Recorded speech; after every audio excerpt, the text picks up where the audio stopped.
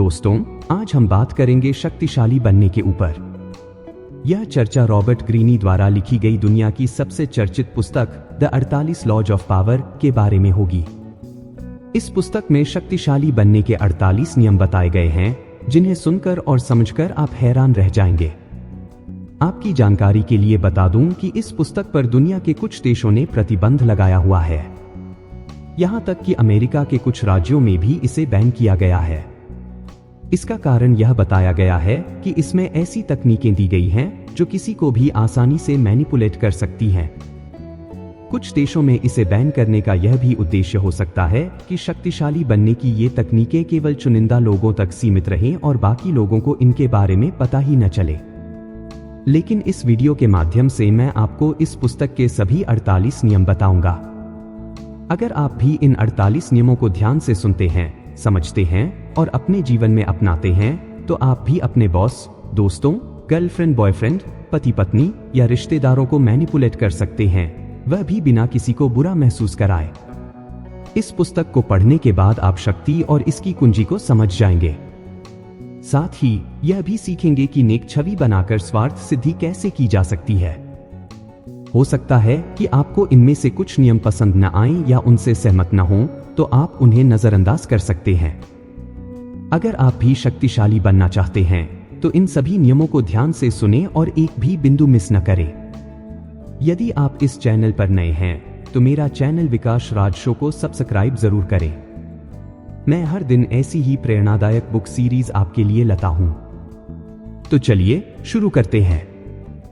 नियम 1, मूर्ख बनाने के लिए मूर्ख बनने का नाटक करें। सामने वाले से ज्यादा मूर्ख दिखें। ऐसे मौके आते हैं जब सबसे ज्यादा समझदारी यह दिखाने में होती है कि आप कुछ नहीं जानते। आपको अज्ञानी नहीं होना चाहिए, लेकिन इसका नाटक करने में निपुण होना चाहिए। उपोसुम नामक जानवर का उदाहरण लें, जो मूर्खता का अभिनय करता है। शिकारी जानवर इसे इसलिए नहीं खाते क्योंकि वे इसे कमजोर और डरपोक समझते हैं। इसी तरह अगर आप चतुराई से दूसरों को यह विश्वास दिलाते हैं कि वे आपसे ज्यादा बुद्धिमान हैं, तो आप उनके संदेह को खत्म कर सकते हैं। चीन की एक कहावत है, शेर को मारने के लिए सुअर बनने का नाटक करना पड़ता है। इस तरकीब में शिकारी सुअर की खाल ओढ़कर उसकी आवाज की नकल करता है। शक्तिशाली शेर सोचता है कि एक सुअर उसकी ओर आ रहा है और उसे करीब आने देता है, लेकिन अंत में शिकारी ही खुश होता है। नियम 1, मूर्ख बनाने के लिए मूर्ख बनने का नाटक करने के बारे में आपने क्या सीखा? क्या आप इसे अपने जीवन में उपयोग कर सकते हैं? कमेंट बॉक्स में जरूर बताएं। नियम 2, कभी बॉस से श्रेष्ठ न दिखें। हर व्यक्ति में असुरक्षा की भावना होती है, चाहे वह आपका बॉस ही क्यों न हो। जब आप अपने गुणों का प्रदर्शन करते हैं, तो लोगों में ईर्ष्या और असुरक्षा की भावना जाग जाती है। यह स्वाभाविक है और इसका कोई इलाज नहीं है। ऊंचे पद पर बैठे लोग राजाओं और रानियों की तरह होते हैं। वे अपने पद पर सुरक्षित महसूस करना चाहते हैं। ऐसे में अगर आप अपनी बुद्धि, वाक्चातुर्य या आकर्षण से अपने बॉस से श्रेष्ठ दिखते हैं, तो यह शक्ति हासिल करने की राह में सबसे बड़ी गलती होगी। इसलिए सबसे पहले आपको अपने बॉस की तारीफ करनी चाहिए और उसे यह महसूस कराना चाहिए कि वह आपसे श्रेष्ठ है। अब यह बात आप में से बहुत से लोगों को नहीं जचेगी। आप कहेंगे कि चापलूसी करना तो अच्छी बात नहीं है। लेकिन दोस्तों, यह मेरा नहीं बल्कि इस बुक के ऑथर रॉबर्ट ग्रीनी का कहना है। ऑथर कहते हैं कि प्रत्यक्ष या सीधी चापलूसी साधारण होती है, लेकिन इसकी कुछ सीमाएं भी हैं। प्रत्यक्ष चापलूसी बहुत स्पष्ट होती है और साफ दिख जाती है। इसके अलावा यह दूसरे लोगों को भी अखर जाती है। इसके बजाय अप्रत्यक्ष या छिपाकर की गई चापलूसी बहुत शक्तिशाली होती है। इस बात का ध्यान रखें कि आपका बॉस सूर्य है और आपको उसकी चमक रोकने वाला बादल नहीं बनना चाहिए। सबके सामने हमेशा बॉस को सूर्य साबित करते रहें, जिसके चारों तरफ हर व्यक्ति ग्रहों की तरह चक्कर लगाता है। उसे शक्ति और प्रकाश का पुंज बना दे। उसे ध्यान का केंद्र बना दे। आसमान के सितारे हमें यही सबक सिखाते हैं। हो सकता है वे सूर्य जितने ही चमकदार हों, लेकिन सूर्य के चमकते समय वे नजर नहीं आते। नियम 3, मित्रों पर कभी ज्यादा भरोसा न करें और शत्रुओं से काम लेना सीखें। ऑथर रॉबर्ट ग्रीनी का कहना है कि मित्रों से सावधान रहें और उन्हें अपने सारे राज न बताएं, क्योंकि आज का जिगरी यार कल जानी दुश्मन भी बन सकता है। अगर दोस्तों को हम अपने सारे राज बताएंगे तो कल जब उनमें से कोई एक दोस्त भी दुश्मन बन गया तो वह हमारी पोल खोल सकता है और हमारी बर्बादी का कारण भी बन सकता है। ऑथर कहते हैं कि मित्र बहुत जल्दी ईर्ष्या करने लगते हैं, इसलिए वे आपको धोखा भी जल्दी देंगे। इसके बजाय अगर आप किसी पुराने शत्रु को काम पर रखेंगे तो वह मित्र से ज्यादा वफादार होगा, क्योंकि उसे खुद को साबित करना होता है। दरअसल आपको शत्रुओं से नहीं बल्कि मित्रों से डरना चाहिए। अगर आपका कोई शत्रु नहीं है तो शत्रु बनाने के तरीके खोजें। अक्सर आप अपने मित्रों को उतनी अच्छी तरह नहीं जानते जितना आपको लगता है। दोस्त अक्सर बहस टालने के लिए या आपको बुरा न लगे इसलिए आपकी हाँ में हाँ मिला देते हैं। वे यह सुनिश्चित करते हैं कि आपको कोई कष्ट, पीड़ा या दुख न पहुंचे। इसीलिए वे अपने अप्रिय या बुरे गुण छिपा लेते हैं। परिणामस्वरूप आपको यह पता ही नहीं होता कि आपके बारे में आपके मित्रों की असली भावनाएं क्या हैं। जब आप किसी दोस्त को नौकरी पर रखने का निर्णय लेते हैं तो शुरुआत में वह आपके सामने अपने अच्छे गुण दिखाता है, लेकिन धीरे धीरे उसके वे गुण भी सामने आते हैं जिन्हें उसने अब तक छिपा रखा था। यही बात आप किसी रिलेशनशिप में भी देख सकते हैं। जब कोई कपल शुरुआत में एक दूसरे को इंप्रेस करने की कोशिश करता है तो वे अपने अंदर के सारे अच्छे गुण दिखाने लगते हैं, लेकिन शादी के बाद धीरे धीरे वे गुण भी सामने आने लगते हैं जिन्हें पहले छिपाया गया था। तब वे कहते हैं शादी के बाद यह बदल गया है। देखिए, यहां पर इंसान नहीं बदला है, इंसान आज भी वही है जो पहले था। फर्क सिर्फ इतना है कि आपने उसे अच्छे से जाना ही नहीं था। दोस्तों, अगर आपको यह बुक समरी पसंद आ रही है तो कृपया वीडियो को लाइक करें, और अगर आपने अभी तक हमारे चैनल को सब्सक्राइब नहीं किया है तो कृपया चैनल को सब्सक्राइब कर लें। आपके सपोर्ट से हमें और प्रेरणा मिलेगी और हम आपके लिए और भी बेहतर वीडियो ला पाएंगे। नियम 4, अपने इरादे छिपा कर रखें। जो योग्य सेनापति शत्रु पर अचानक हमला करने का इरादा रखता है वह अपने शत्रु को अपने इरादे की भनक भी नहीं लगने देता। अपने उद्देश्य और प्रगति को छिपाएं। अपनी योजनाओं को तब तक प्रकट न करें जब तक उनका विरोध करना असंभव न हो जाए। युद्ध की घोषणा करने से पहले ही विजय हासिल कर ले। ऑथर रॉबर्ट ग्रीनी कहते हैं कि आप किस उद्देश्य से काम कर रहे हैं यह जाहिर न होने दें। इससे लोग अंधेरे में रहेंगे और अपनी योजना नहीं बना पाएंगे। अगर उन्हें इस बात का अंदाजा ही नहीं होगा कि आप क्या करना चाहते हैं तो वे अपनी रक्षा की योजना नहीं बना पाएंगे। इस तरह आप उन्हें गलत दिशा में काफी दूर तक ले जा सकते हैं और काफी समय तक गुमराह कर सकते हैं। जब तक उन्हें आपके इरादों का एहसास होगा तब तक बहुत देर हो चुकी होगी। बुद्धिमानी इसमें है कि लोगों से वही कहें जो वे सुनना चाहते हैं। यह समझदारी नहीं है कि आप उन्हें कड़वी सच्चाई बता दें।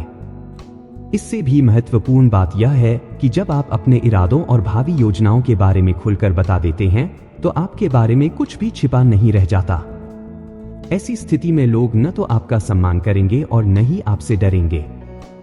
ध्यान देने वाली बात यह है कि जिसका लोग सम्मान नहीं करते या जिससे लोग डरते नहीं, उस व्यक्ति के पास शक्ति कभी नहीं आती। अगर आप शक्ति चाहते हैं तो ईमानदारी को एक तरफ रख दें और अपने इरादों को छिपाने की कला सीखें। अगर आप इस कला में पारंगत हो जाएंगे तो आप हमेशा फायदे में रहेंगे। नियम 5, हमेशा जरूरत से कम बोलें। लोगों को शब्दों से प्रभावित करने की कोशिश न करें।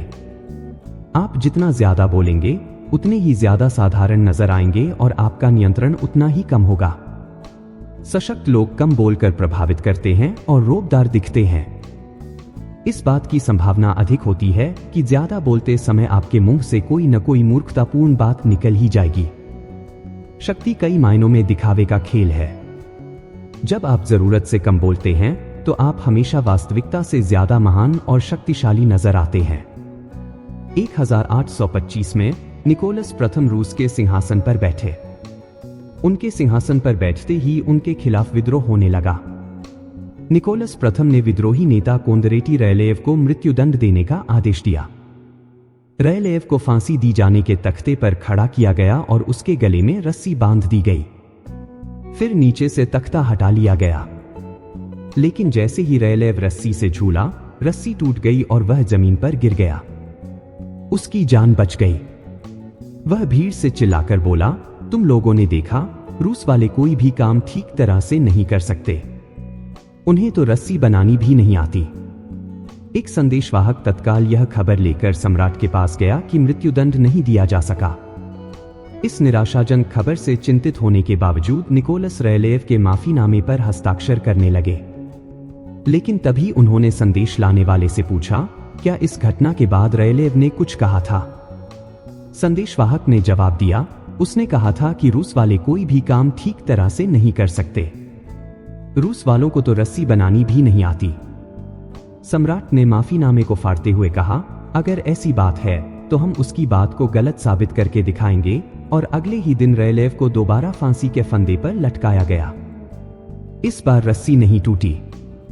सबक: एक बार मुंह से बाहर निकल जाने के बाद आप शब्दों को दोबारा नहीं लौटा सकते, इसलिए उन्हें नियंत्रण में रखें और जरूरत से कम बोलें। यह नियम हमें यह सिखाता है कि हमेशा कम बोलना ज्यादा प्रभावी होता है। क्या आप इस नियम से सहमत हैं? क्या आपको लगता है कि कभी-कभी कम बोलकर आप ज्यादा प्रभाव छोड़ सकते हैं? अपनी राय हमें कमेंट बॉक्स में जरूर बताएं। नियम 6: शिकार को निरस्त करने के लिए थोड़ी ईमानदारी और उदारता का इस्तेमाल करें। प्राचीन चीन में उस वक्त के राजा चें के ड्यूक वू ने यह फैसला किया कि वह सशक्त हो रहे हू राज्य पर कब्जा कर लेगा। उसने अपनी योजना किसी को भी नहीं बताई और हू के राजा से अपनी बेटी की शादी कर दी। फिर उसने एक सभा बुलाई और अपने मंत्रियों से पूछा, मैं किसी देश पर आक्रमण करने के बारे में सोच रहा हूं। हमें किस देश पर हमला करना चाहिए? जैसा उसे उम्मीद थी, एक मंत्री ने जवाब दिया, हमें हू राज्य पर हमला करना चाहिए। ड्यूक गुस्सा दिखाते हुए बोला, हू हमारा मित्र राज्य है, तुम उस पर हमला करने का सुझाव कैसे दे सकते हो? इस बात के लिए उसने मंत्री का सिर कलम करवा दिया। हू के राजा ने जब यह सुना तो उसने सोचा कि राजा चे के ड्यूक वू की ईमानदारी के बहुत से सबूत हैं। इसके अलावा वू ने उसकी बेटी से शादी भी की है, इसलिए हू के राजा ने वू से खुद को बचाने के लिए कोई सावधानी नहीं बरती। कुछ ही सप्ताह बाद वू की सेनाएं हू राज्य में घुस गईं और उन्होंने पूरे देश पर कब्जा कर लिया। सबक: ऑथर रॉबर्ट ग्रीन कहते हैं कि किसी शत्रु को या किसी इंसान को धोखा देने से पहले उसके प्रति इतने ज्यादा ईमानदार बने कि वह आपके द्वारा धोखा देने की बात सपने में भी न सोच सके, और जब सही समय मिल जाए तो उसका गला काट दें या अपना उल्लू सीधा कर ले। नियम 7: हर कीमत पर सबका ध्यान आकर्षित करें। हर चीज का मूल्यांकन दिखने के आधार पर किया जाता है। जो नजर नहीं आता उसकी कोई कीमत नहीं होती, उसका कोई मूल्य ही नहीं होता। इसलिए भीड़ का हिस्सा न बने और गुमनामी में दफन न रहें। सबसे अलग हटकर दिखें और हर कीमत पर लोगों की नजरों में बने रहें। नीरस और भीरू जनता से ज्यादा महान, दिलचस्प और रहस्यमय दिखें।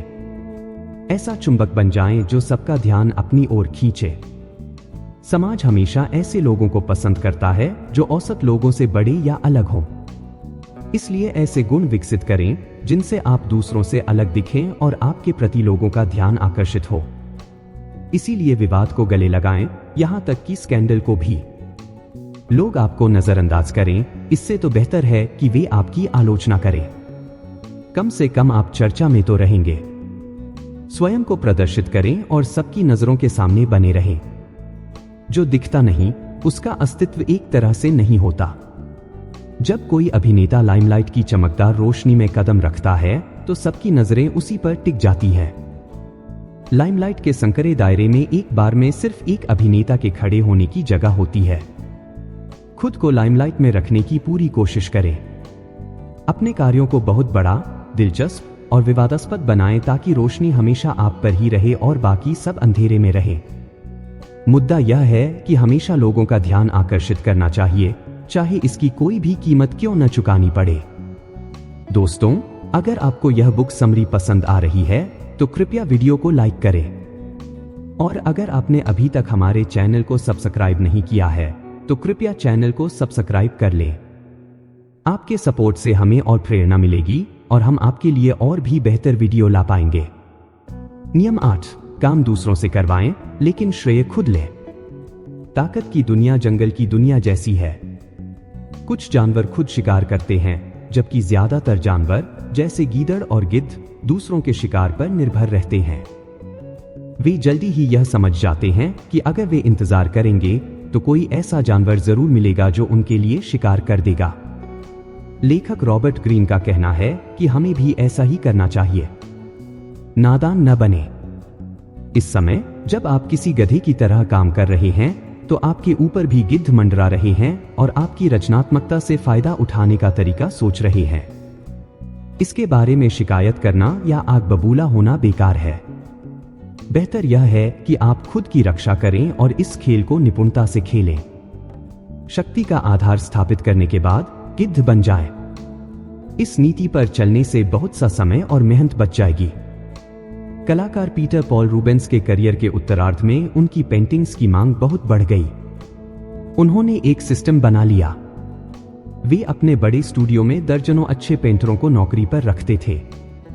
उनमें से एक कपड़े बनाने में माहिर था तो दूसरा बैकग्राउंड बनाने में। इसी तरह बाकी क्षेत्रों के विशेषज्ञ भी थे।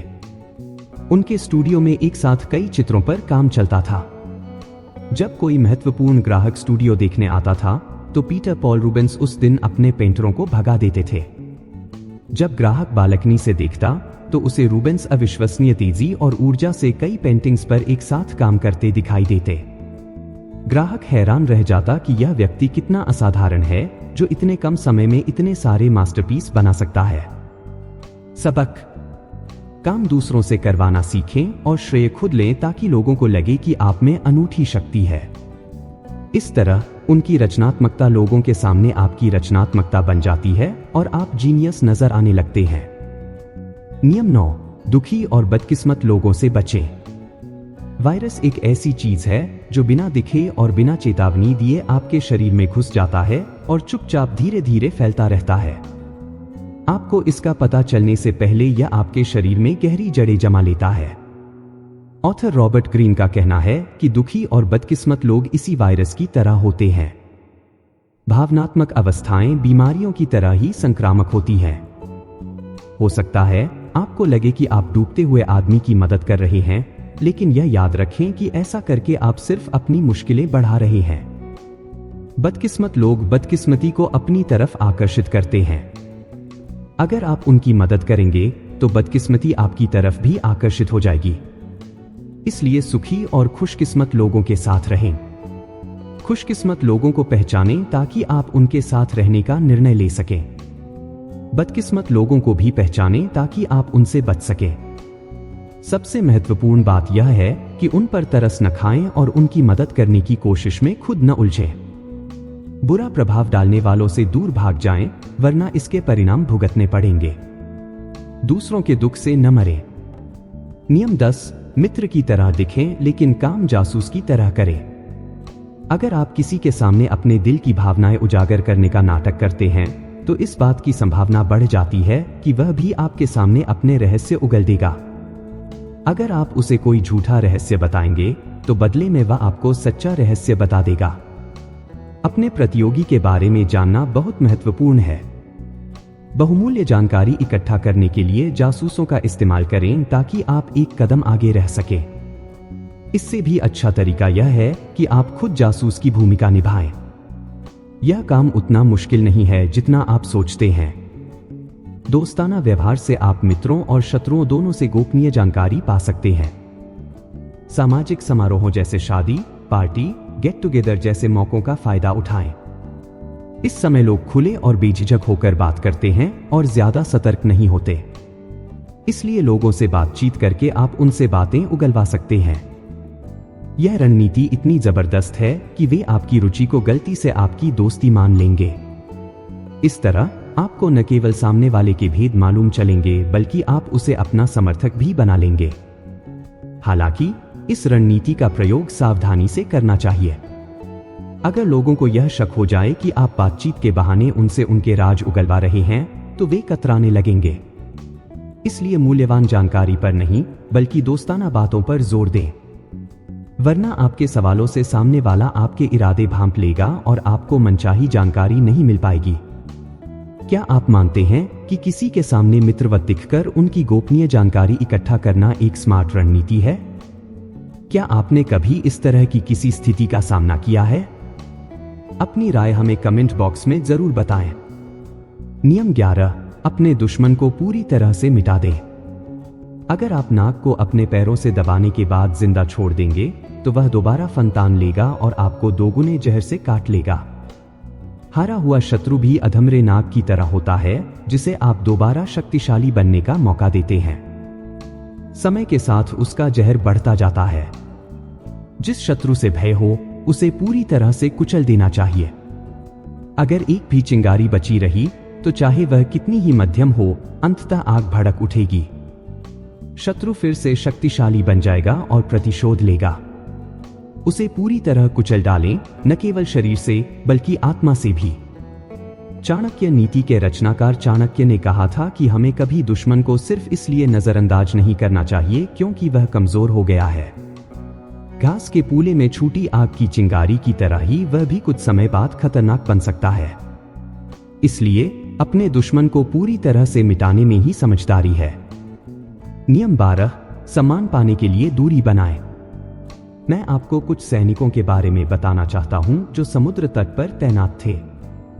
जब पहली बार उन्होंने किसी चीज को समुद्र की लहरों में दूर तैरते देखा तो वे चिल्लाने लगे, जहाज, जहाज। कुछ ही मिनटों बाद उन्हें एक बोट दिखी, फिर एक छोटी नाव और अंत में कुछ लकड़ियां तैरती हुई नजर आईं।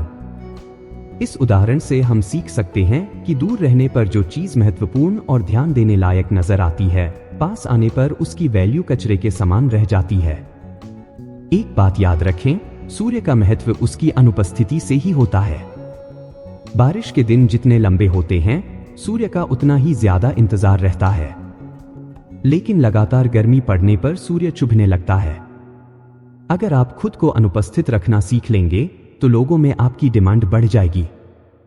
अगर आप ज्यादा समय तक लोगों के आसपास रहेंगे तो आपने अपने चारों तरफ शक्ति का जो आभा मंडल बनाया है वह गायब हो जाएगा।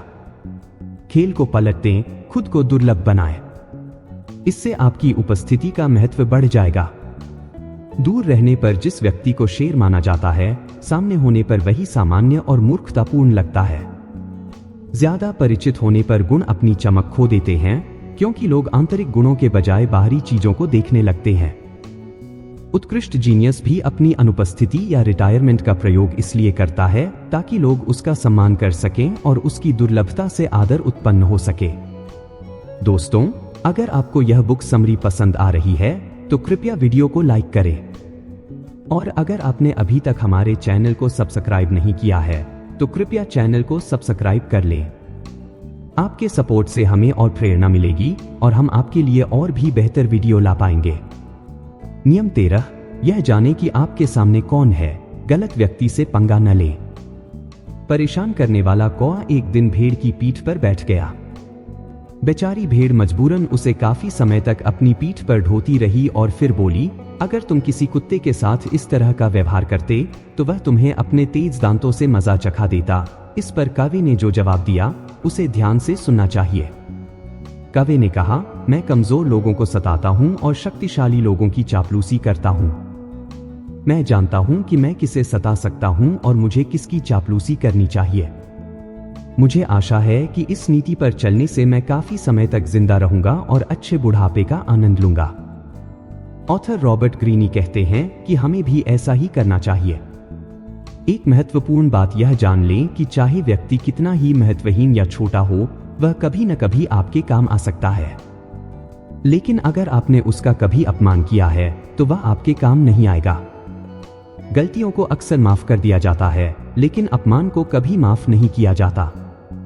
इंसान का ईगो इसे हमेशा याद रखता है। नियम 14, किसी के पिट्ठू न बने। खुद के अलावा किसी भी व्यक्ति के पाले में न जाएं, क्योंकि शक्ति काफी हद तक दिखावे पर निर्भर करती है। इसलिए आपको ऐसी तरकीबें सीखनी चाहिए जिनसे आपकी प्रतिष्ठा बढ़े। किसी व्यक्ति या समूह का पिट्ठू न बनना एक ऐसी ही तरकीब है। जब आप पिट्ठू नहीं बनते तो इससे सामने वाले को गुस्सा नहीं आता है, बल्कि उसके मन में आपके प्रति सम्मान उत्पन्न होता है। आप तत्काल शक्तिशाली बन जाते हैं क्योंकि आप उस समूह या व्यक्ति के प्रलोभन या बंधन से दूर रहते हैं जो ज्यादातर लोग नहीं कर पाते। जिस पल आप पिट्ठू बन जाते हैं या समर्पित हो जाते हैं, यह जादू खत्म हो जाता है। आप भी बाकी सब की तरह सामान्य बन जाते हैं। लोग आपको पिट्ठू बनाने के लिए सभी तरह के उचित अनुचित उपाय आजमाएंगे। वे आपको तोहफे देंगे, आप पर एहसानों की बौछार करेंगे, सिर्फ इसलिए ताकि आप उनके एहसानों के बोझ तले दब जाएं। उनकी रुचि को प्रेरित करें, लेकिन किसी भी कीमत पर पिट्ठू न बने। इस बात को याद रखें कि आपका लक्ष्य लोगों को दूर रखना नहीं है या ऐसा दिखना नहीं है कि आप किसी के हो ही नहीं सकते। महारानी एलिजाबेथ प्रथम की तरह आपको भी लगातार हवा देते रहना चाहिए, रुचि जगाते रहना चाहिए और लोगों को प्रलोभन देते रहना चाहिए ताकि वे आपको अपना बनाने की कोशिशें करते रहें। फिर आपको उनके ध्यान को कभी कभार मोड़ना भी चाहिए, लेकिन बहुत ज्यादा दूर नहीं। नियम 15, प्रतिष्ठा पर बहुत कुछ निर्भर करता है, हर कीमत पर इसकी रक्षा करें। प्रतिष्ठा शक्ति की नींव है। सिर्फ प्रतिष्ठा के माध्यम से ही आप दबदबा कायम कर सकते हैं और विजय पा सकते हैं। एक बार भी फिसल जाने पर आप असुरक्षित हो जाएंगे और आप पर सभी दिशाओं से हमला होने लगेगा। ऐसी प्रतिष्ठा बनाएं कि उस पर कोई हमला न कर सके। हमेशा संभावित हमलों के बारे में सचेत रहें और उनके होने से पहले ही उन्हें खत्म कर दें। इस दौरान अपने शत्रुओं की प्रतिष्ठा में सेंध लगाकर उन्हें नष्ट करना सीखें। फिर दूर खड़े हो जाएं और जनता को उनकी आलोचना करने दें। शुरुआत में आपको किसी एक विशेष गुण की प्रतिष्ठा बनाने के लिए मेहनत करनी चाहिए, चाहे यह उदारता हो, ईमानदारी हो या चतुरता। वह गुण आपको दूसरों से अलग कर देता है और इसके कारण दूसरे आपके बारे में बातें करने लगते हैं। इसके बाद आप अपनी प्रतिष्ठा का प्रचार ज्यादा से ज्यादा लोगों में करें। हालांकि यह काम बहुत समझदारी से करना चाहिए। धीरे धीरे प्रतिष्ठा बनाएं और इसकी नींव मजबूत बनाएं। द्वितीय विश्व युद्ध के दौरान उत्तर अफ्रीकी रेगिस्तान में लड़ते समय जर्मन सेनापति अतिन रोमल ने चालाकी और धोखेबाजी की प्रतिष्ठा बना ली थी, जिससे उनसे लड़ने वाली हर सेना दहशत में आ जाती थी। हालांकि उनकी सेना मुट्ठी भर बची थी और ब्रिटिश टैंकों की संख्या उनसे 5 गुना ज्यादा थी, लेकिन रोमल के आने की खबर सुनते ही पूरे के पूरे शहर खाली हो जाते थे। अपनी प्रतिष्ठा को किसी एक विशेष गुण पर आधारित करें। यह इकलौता गुण विजिटिंग कार्ड की तरह आपका परिचय देता है और लोगों पर दबाव बनाता है। नियम 16, दूसरों को अपने पास बुलाएं, जरूरत पड़ने पर दाना भी डालें। भालू का शिकारी अपने शिकार के पीछे दौड़ नहीं लगाता। अगर भालू को यह पता चल जाए कि उसका पीछा किया जा रहा है, तो उसे पकड़ना लगभग असंभव होता है। और मान लीजिए अगर किसी ने उसे पकड़ भी लिया तो वह हिंसक हो जाएगा। इसलिए शिकारी भालू का पीछा नहीं करता। इसके बजाय वह फंदे में शहद लगा देता है। वह भालू का पीछा करके खुद को थकाता नहीं है और अपनी जान जोखिम में भी नहीं डालता। वह तो बस फंदा तैयार कर देता है और फिर इंतजार करता है। 19वीं सदी के मशहूर निवेशक डेनियल डू शेयर बाजार के मंजे हुए खिलाड़ी थे। जब वे यह चाहते थे कि बाकी लोग किसी खास कंपनी के शेयर को खरीदें या बेचें और उसके भाव को ऊपर या नीचे धकेलें, तो वे कभी सीधी नीति का इस्तेमाल नहीं करते थे। वे चालाकी से काम लेते थे। उनकी एक चाल यह थी कि वे वॉल स्ट्रीट के रास्ते में पड़ने वाले एक क्लब में जाकर कहते थे कि उन्हें जल्दी ही स्टॉक एक्सचेंज पहुंचना है। फिर वे अपना पसीना पहुंचाने के लिए लाल रुमाल निकालते थे। इस रुमाल से एक कागज गिरता था, लेकिन वे उसके गिरने पर ध्यान नहीं देते थे। क्लब के सदस्य हमेशा डेनियल के कदमों को भांपने की कोशिश करते थे। उनके जाने के बाद वे लपककर उस कागज को उठा लेते थे। उस कागज में किसी कंपनी के शेयर के बारे में गोपनीय जानकारी लिखी रहती थी। बात फैल जाती थी और सदस्य उस जानकारी के आधार पर धड़ाधड़ वह शेयर खरीदने बेचने लगते थे। इस तरह डेनियल के हाथों का खिलौना बन जाते थे। हर चीज इस बात पर निर्भर करती है कि आप जो दाना डाल रहे हैं वह कितना मीठा है। अगर आपका जाल आकर्षक है तो आपके दुश्मनों की इच्छाओं और भावनाओं की उलझन उन्हें सच्चाई नहीं देखने देगी।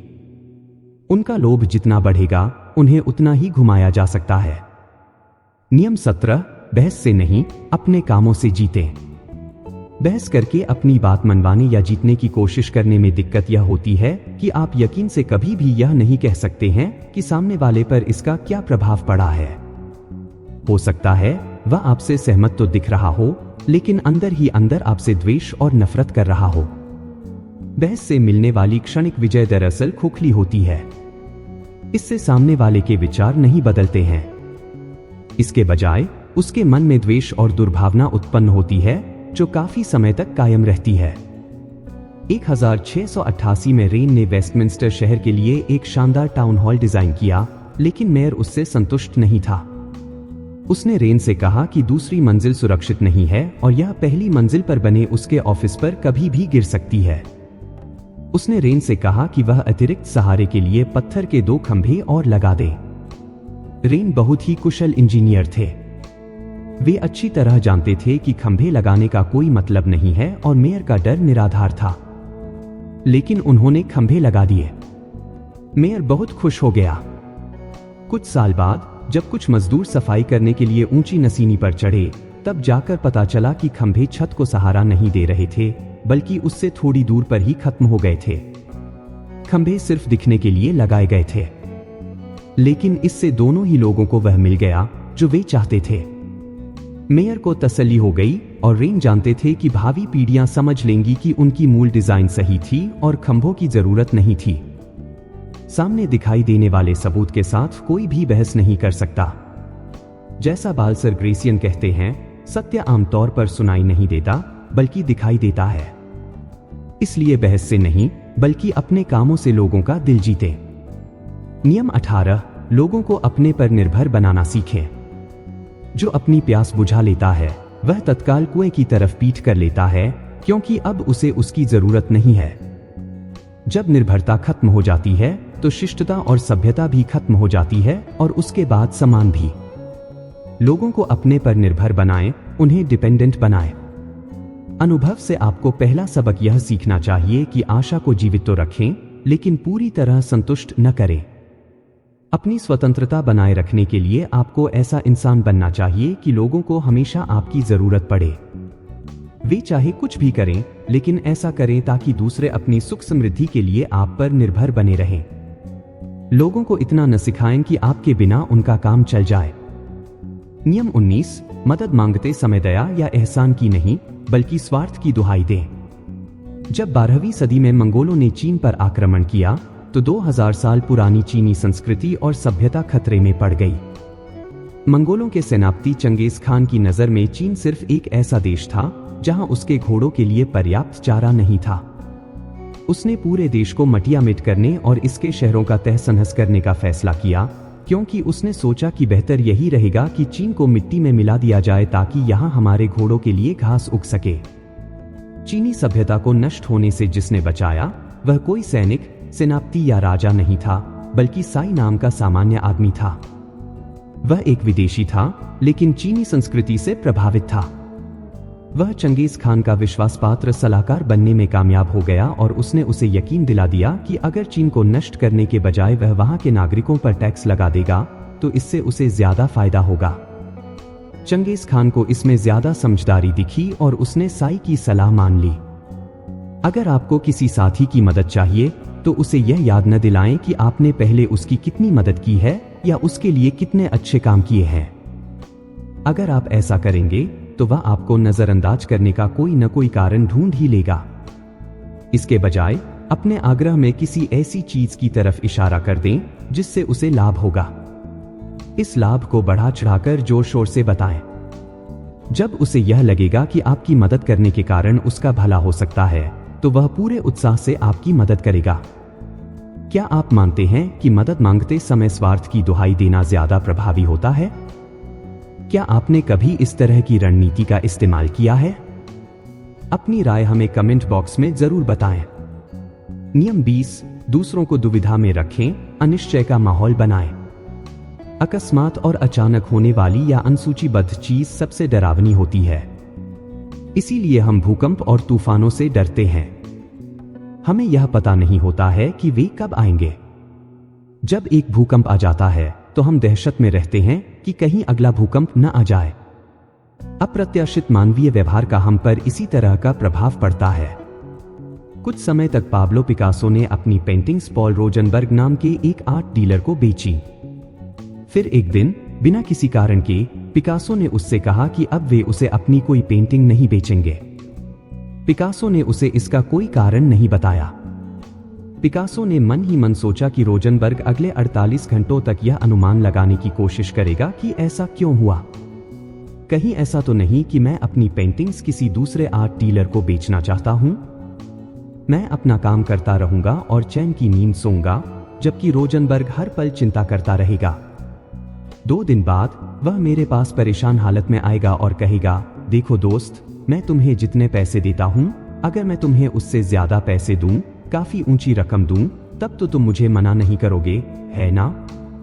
अप्रत्याशित व्यवहार सिर्फ दहशत फैलाने का ही हथियार नहीं है। हर दिन व्यवहार के तरीके को बदलने से आपके चारों तरफ उथल पुथल होगी और लोगों की रुचि जागृत होगी। वे लगातार आपके ही बारे में सोचते रहेंगे। परिणाम यह होगा कि आप जितने ज्यादा मोड़ी दिखेंगे, आपको उतना ही ज्यादा सम्मान हासिल होगा। बुद्धिमान शासक इतना रहस्यमय होता है कि ऐसा लगता है वह अबूझ है। वह इतना स्पष्ट होता है कि कोई उसे जान नहीं पाता। वह निष्क्रियता से सिंहासन पर बैठा रहता है, जबकि उसके मंत्री नीचे खड़े होकर कांपते रहते हैं। नियम 21, अपनी सुरक्षा के लिए किले न बनाएं, एकाकीपन खतरनाक है। दुनिया खतरनाक है और दुश्मन हर जगह है। हर एक को अपनी रक्षा करनी पड़ती है। किला सबसे सुरक्षित नजर आता है, लेकिन किले में रहना आपको जितने खतरों से बचाता है, उससे ज्यादा खतरों को उत्पन्न करता है। यह आप तक बहुमूल्य जानकारी नहीं पहुंचने देता। यह आपको सबकी नजरों में लाता है और नतीजा यह होता है कि आप आसानी से लक्ष्य बन जाते हैं। बेहतर होगा कि लोगों से मिलें जुले और साथ ही खोजें। सबसे जुड़े रहने पर भीड़ के कारण आप अपने शत्रुओं से सुरक्षित रहेंगे। हो सकता है कि यह किला अभेद्य हो, लेकिन सब जानते हैं कि आप उसके भीतर हैं। घेराबंदी करने से आपका किला एक तरह की जेल बन जाता है। अंदर कम जगह होने के कारण किलों में अक्सर प्लेग जैसी महामारियां भी फैल सकती हैं। खुद को शक्तिशाली बनाने के लिए आपको चीजों के केंद्र में रहना होगा। हर गतिविधि आपके चारों तरफ घूमनी चाहिए। आपको सड़क पर होने वाली हर चीज की जानकारी होनी चाहिए, और उसकी भी जो आपके खिलाफ साजिश रच सकता हो। बुक के बाकी नियम और चैनल अपडेट। दोस्तों, इस बुक में शक्तिशाली बनने के कुल 48 नियम हैं, जिनको एक ही वीडियो में कवर करना मुश्किल है। इसलिए यदि आप इस बुक का सेकंड पार्ट चाहते हैं, तो हमें कमेंट में लिखें सेकंड पार्ट, जिसमें हम बाकी के नियम डिटेल में समझेंगे। अगर आप इस बुक को खरीदना चाहते हैं, तो हिंदी और इंग्लिश दोनों बुक की लिंक डिस्क्रिप्शन में मिल जाएगी। दोस्तों, मुझे उम्मीद है यह वीडियो आपको पसंद आया होगा। आपको यह वीडियो कैसा लगा, कमेंट सेक्शन में जरूर बताना। अगर आपको इस वीडियो से कुछ वैल्यू मिली हो, तो इसे लाइक कर देना। और चैनल पर नए हो तो कोच विकास राज इस चैनल को सब्सक्राइब जरूर कर लेना, क्योंकि ऐसी ही बुक समरीज आपको मिलती रहेंगी। वीडियो को शेयर करना न भूलें, और अंत में सिर्फ एक बात, चाहे कुछ भी करें, लेकिन अपना सपना न छोड़ें, क्योंकि सपने के बिना जीवन जिया नहीं जाता, सिर्फ काटा जाता है। तो सपने देखते रहिए। जय हिंद, जय भारत।